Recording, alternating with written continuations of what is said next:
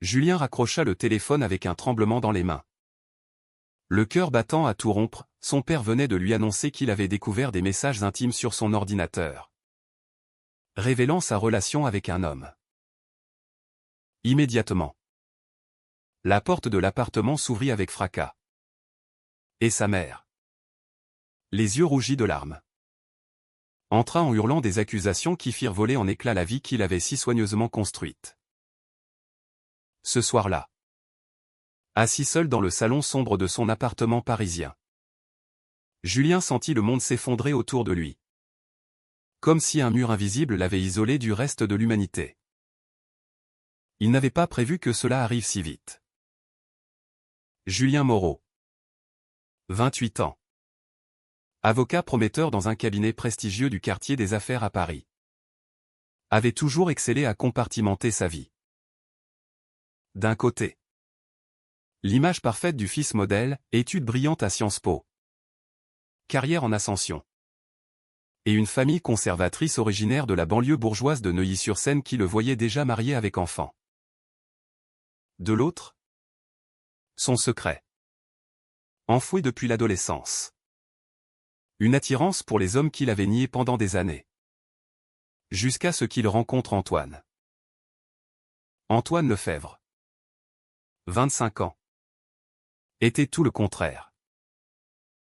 Artiste peintre freelance. Vivant dans un atelier minuscule du Marais. Avec ses cheveux noirs en bataille.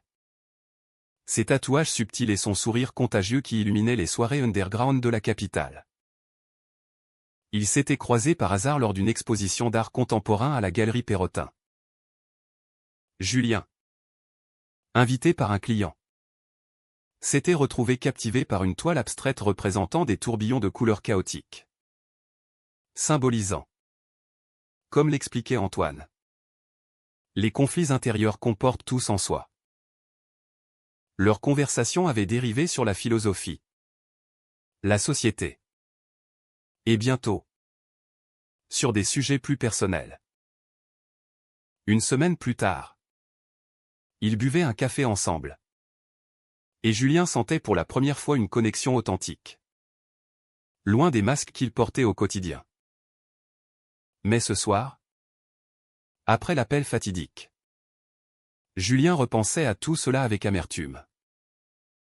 Son père, un entrepreneur retraité aux idées rigides, avait fouillé son ordinateur lors d'une visite impromptue. « Comment as-tu pu nous faire ça ?» avait-il tonné au téléphone. Ta mère est effondrée. On t'a élevé mieux que ça. Julien n'avait pas su quoi répondre. Il avait balbutié des excuses. Niant d'abord, puis admettant à demi-mot. La honte l'envahissait. Mélange de culpabilité et de colère contre lui-même. Pourquoi n'avait-il pas été plus prudent? Pourquoi avait-il laissé traîner ses messages? Ses photos discrètes échangées avec Antoine?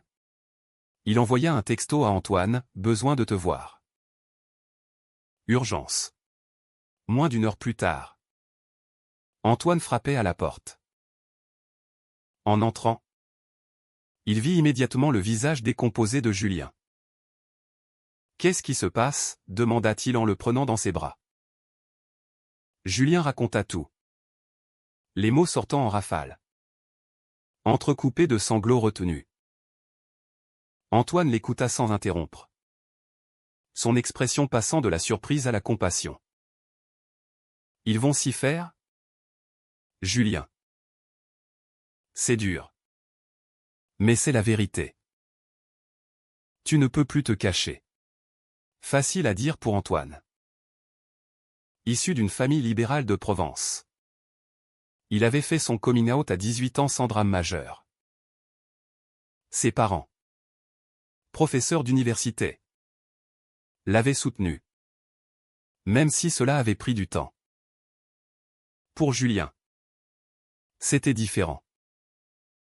Sa famille était ancrée dans des valeurs traditionnelles, messe dominicale, mariages arrangés presque, et une aversion pour tout ce qui déviait de la norme. Son frère aîné, marié avec 2 enfants, incarnait l'idéal. Julien avait toujours été le bon fils. Celui qui ne décevait pas. Mais maintenant, il était le paria. La soirée se prolongea en discussions intenses. Antoine proposa des solutions, affronter la famille ensemble. Ou prendre du recul. Julien, paniqué, envisagea même de rompre. Peut-être que c'est une erreur. Peut-être que je ne suis pas fait pour ça. Antoine secoua la tête. Tu dis ça parce que tu as peur. Mais regarde-nous, on s'aime. Non. C'est ça qui compte. Ils finirent par s'endormir enlacés. Mais Julien ne trouva pas le repos. Des images d'enfance défilaient, les regards désapprobateurs de son père quand il jouait avec des amis garçons. Les sermons sur la famille nucléaire. Le lendemain matin. Un message de sa mère l'attendait, « Viens à la maison ce soir. On doit parler. » Julien se rendit chez ses parents. Le cœur lourd. L'atmosphère était tendue. Son père, assis dans son fauteuil en cuir, évitait son regard. Sa mère, plus émotive, pleurait en silence. « Comment as-tu pu nous cacher ça ?» demanda-t-elle. Julien expliqua. Maladroitement. Qu'il avait lutté longtemps. Qu'il n'avait pas choisi. Son père explosa, « C'est contre nature. Pense à ta carrière. À notre réputation.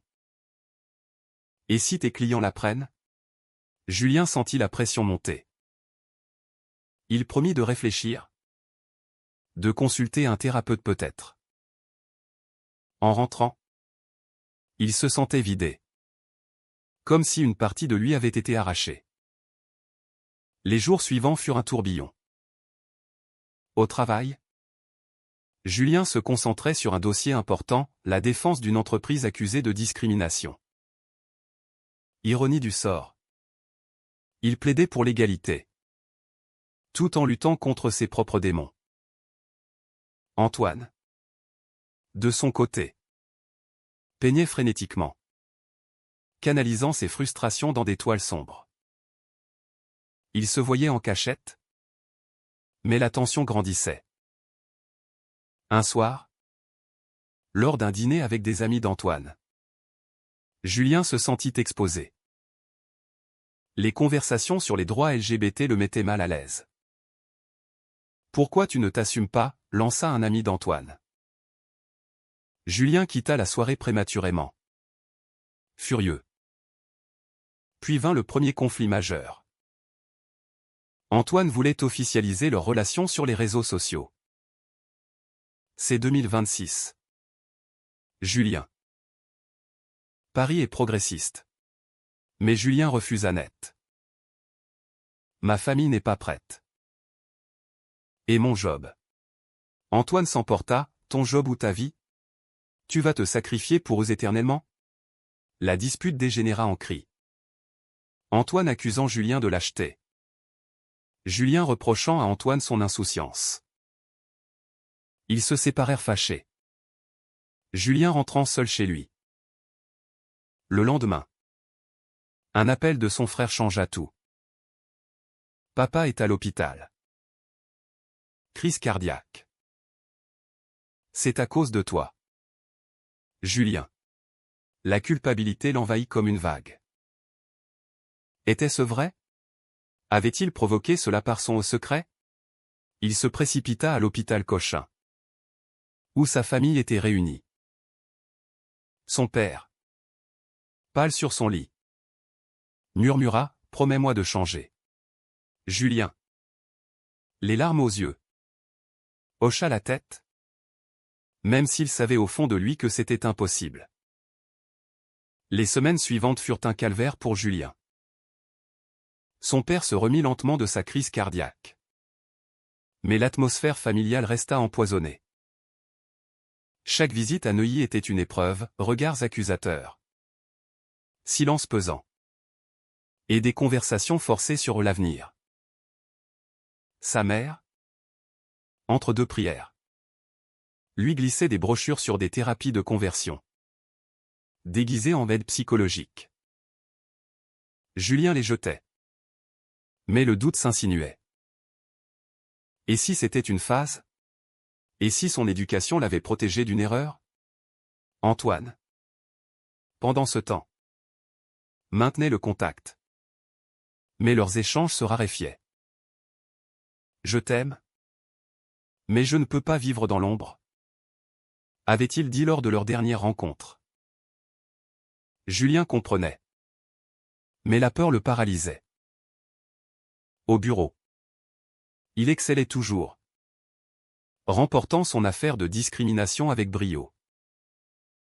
Son patron le félicita, « Tu es un atout. Julien. Ne laisse rien te distraire. » Ces mots résonnaient comme une menace voilée. Dans le monde du droit parisien, les rumeurs circulaient vite. Et l'homophobie larvée persistait malgré les lois progressistes. Un soir, seul dans son appartement haussmannien du 7e arrondissement, Julien relut les messages d'Antoine. Des souvenirs affluaient, leur premier baiser sous la pluie place des Vosges. Les week-ends volés à Deauville, où il se sentait libre. Mais la réalité rattrapait toujours. Il décida d'appeler un ami d'enfance. Marc. Hétéro et marié. Pour un conseil. Assume-toi. Mec. Tes parents s'y feront. Regarde. En France, on a le mariage pour tous depuis des années. Facile à dire. Marc n'avait pas grandi dans une famille où l'homosexualité était synonyme de péché. Puis vint l'invitation fatidique, le mariage de sa cousine à Versailles. Toute la famille serait là. Et Julien devait venir avec une compagne. Sa mère insista, « Montre que tu es normal. » Paniqué, il contacta une ancienne collègue, Sophie, et lui demanda de l'accompagner en tant qu'amie. Elle accepta. Amusée. Mais Antoine l'a pris par hasard, via un post sur Instagram. La confrontation fut explosive. « Tu te fous de moi? Tu joues la comédie pendant que je souffre » hurla Antoine au téléphone. Julien s'excusa, expliquant la pression. Mais Antoine raccrocha. Blessé. Au mariage, Julien se sentit comme un imposteur. Sophie, charmante, jouait le jeu. Mais les questions fusaient, « Quand le mariage pour vous ?» Son père, encore faible, le fixait avec espoir. Julien sourit. Mais intérieurement, il bouillonnait. Le soir, rentrant seul, il envoya un message à Antoine, « Pardon. Je t'aime. » Pas de réponse. Le silence dura des jours, amplifiant son angoisse. Antoine, de son côté, luttait avec ses propres démons. Vivant dans le Marais, quartier gay-friendly, il était entouré d'amis assumés. Mais cela accentuait son sentiment d'isolement. Il peignait des toiles sombres, représentant des figures déchirées entre lumière et ombre. Un soir, à une fête, il rencontra Lucas, un photographe charismatique de 27 ans, ouvertement gay. Ils flirtèrent. Mais Antoine s'arrêta net, rongé par la loyauté. Pourtant, le doute s'installa, Julien valait-il cette souffrance? Julien, déterminé à reconquérir Antoine, organisa une surprise, un dîner romantique dans un bistrot du quartier latin. Antoine accepta à contre-cœur. La soirée commença bien, avec des rires et des souvenirs. Mais vite, la conversation dérapa sur l'avenir. « Je veux qu'on soit ensemble. Vraiment? Dit Julien. Antoine répondit, alors dis-le à ta famille. Sinon, c'est fini. Julien promit d'essayer. Mais au fond, il hésitait. Ils rentrèrent chez Antoine. Et pour la première fois depuis la crise, ils passèrent la nuit ensemble. Dans une tendresse mêlée de désespoir. Le lendemain, un appel de son patron changea la donne. On a entendu des rumeurs sur ta vie privée. Sois discret. Julien. Ça pourrait affecter tes promotions. La panique s'empara de lui. Il annula un rendez-vous avec Antoine, prétextant du travail. Antoine, sentant le recul, confronta Julien, tu choisis ta carrière plutôt que nous. La dispute escalada. Antoine accusant Julien de trahison. Peut-être que je devrais voir ailleurs. Lâcha-t-il dans la colère. Julien partit. Furieux et blessé. Les jours suivants, Julien sombra dans la dépression. Il consulta un thérapeute. Recommandé par un collègue. Votre orientation n'est pas un choix. Mais vos décisions le sont. Dit le psy. Julien réfléchit, devait-il sacrifier son amour pour la paix familiale? Ou risquer tout pour l'authenticité? Pendant ce temps, Antoine, impulsif, accepta un rendez-vous avec Lucas. Ils burent des verres, rirent, et finirent par s'embrasser. Le remords l'envahit immédiatement. C'était une erreur, se dit-il. Julien apprit la trahison par un ami commun. Le choc fut violent.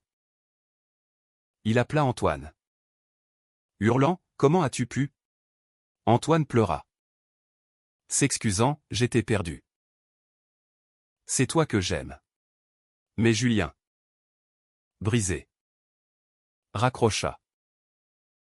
Il se réfugia chez ses parents, feignant une crise professionnelle. Son père, sentant sa détresse, tenta une conversation, si c'est ça qui te rend malheureux.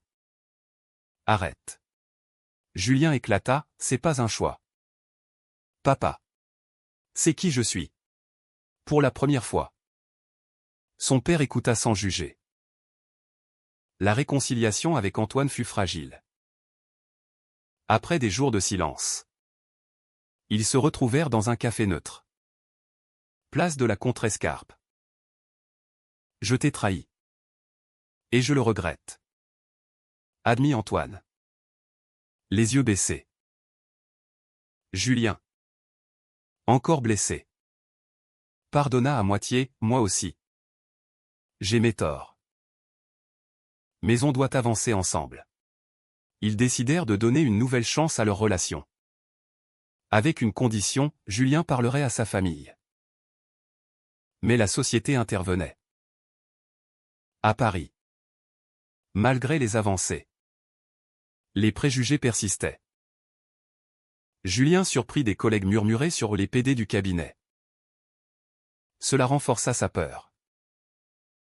Antoine, militant discret, l'encouragea à rejoindre une association LGBT comme SOS Homophobie.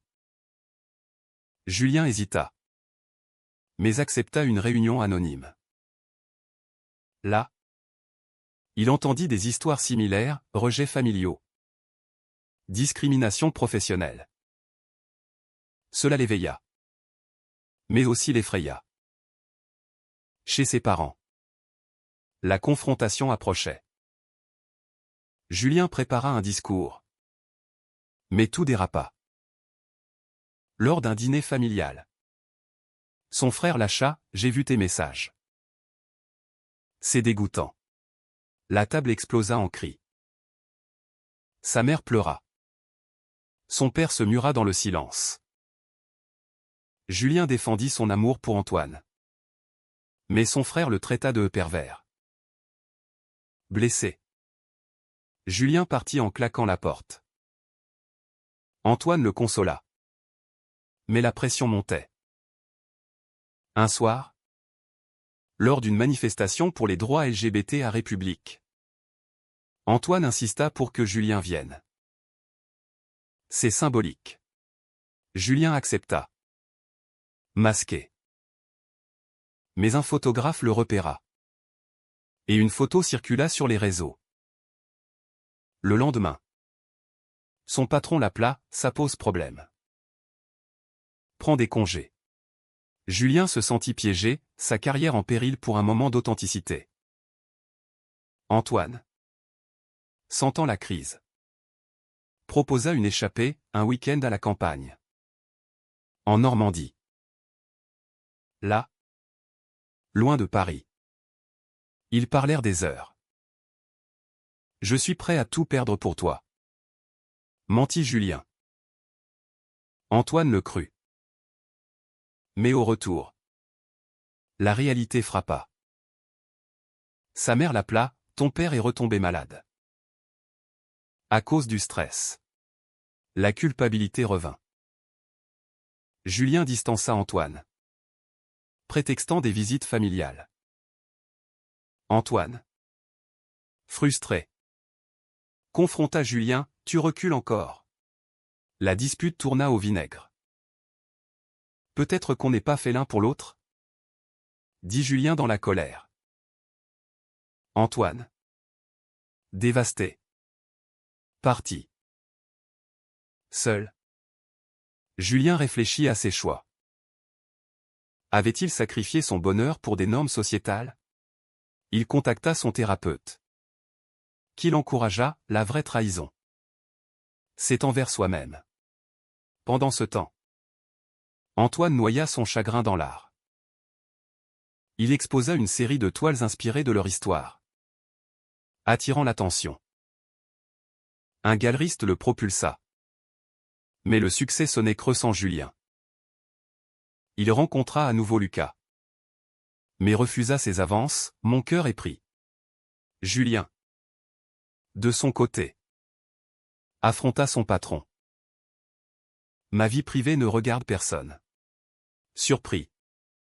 Le boss recula, tant que ça n'affecte pas le travail. Encouragé. Julien appela Antoine, je veux qu'on essaie vraiment. Ils se retrouvèrent. Mais la confiance était ébranlée. Une nouvelle dispute surgit quand Julien refusa d'inviter Antoine à un événement familial. Tu as honte de moi, accusa Antoine. La crise culmina lors d'une soirée chez des amis. Un débat sur le mariage gay dégénéra. Un invité homophobe lança des insultes. Julien, pour la première fois, défendit ouvertement, l'amour n'a pas de genre. Antoine, fier, le serra. Mais rentré. Julien avoua, j'ai peur de perdre ma famille. Antoine répondit, choisis, eux ou nous. Le choix était déchirant. Julien passa la nuit à réfléchir. Le matin, il envoya un message à sa famille, je suis gay. Et j'aime Antoine. Acceptez-le ou perdez-moi. La réponse fut immédiate, son père refusa de le voir. Dévasté, Julien se tourna vers Antoine. Mais celui-ci, lassé des allers-retours, avait pris une décision. Antoine, épuisé par les montagnes russes émotionnelles, décida de partir. Il accepta une résidence artistique à Marseille, loin de Paris. J'ai besoin d'espace, dit-il à Julien lors de leur dernière rencontre dans son atelier. Julien pleura. Supplia, ne m'abandonne pas maintenant. Mais Antoine fut ferme, tu m'as abandonné des dizaines de fois avec tes hésitations. Je mérite mieux. Ils s'embrassèrent une dernière fois. Un baiser amer de adieu. Julien sombra. Il démissionna de son cabinet, incapable de se concentrer. Il trouva un poste dans une ONG défendant les droits LGBT, où il pouvait être lui-même. Mais le vide persistait. Sa famille. Après des mois de silence, tenta une réconciliation. Son père. Affaibli. Admis, j'ai eu tort. La santé m'a fait réfléchir. Ils se retrouvèrent autour d'un café tendu, où Julien parla d'Antoine. Sa mère pleura, mais écouta. Lentement, les ponts se rebâtirent. Avec des compromis, pas de jugement, mais de l'acceptation progressive. Antoine. À Marseille. Peignait la mer. Symbole de liberté. Il repensait à Julien, mais repoussait les regrets. Un soir, il reçut un message, « Je suis libre maintenant. Ma famille sait tout. » Antoine hésita, mais répondit, trop tard. J'ai tourné la page. Julien insista.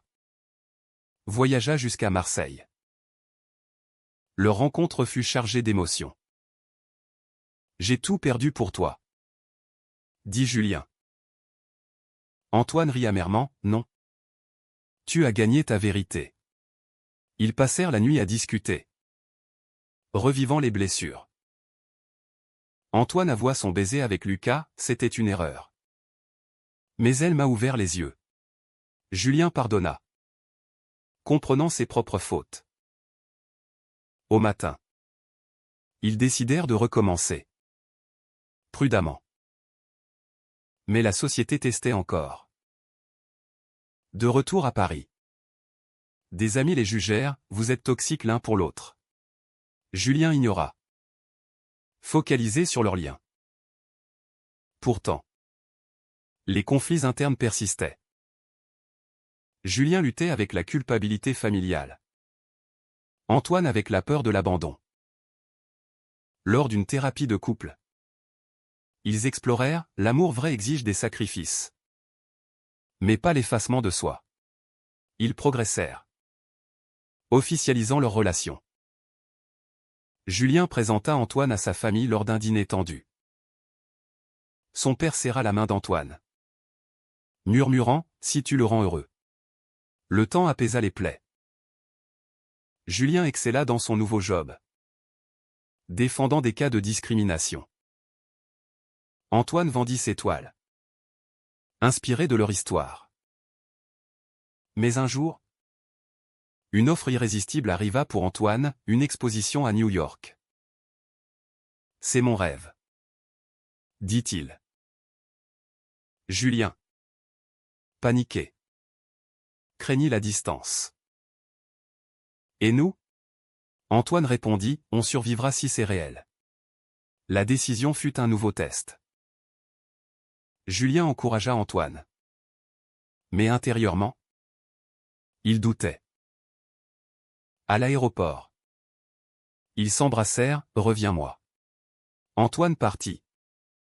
Et les mois suivants furent une épreuve de confiance. Appels quotidiens. Visites sporadiques. Mais la distance amplifia les fissures. Antoine rencontra des artistes libres. Julien affronta la solitude. Un soir, Antoine appela, je rentre. New York c'est bien. Mais sans toi. C'est vide. Julien pleura de joie.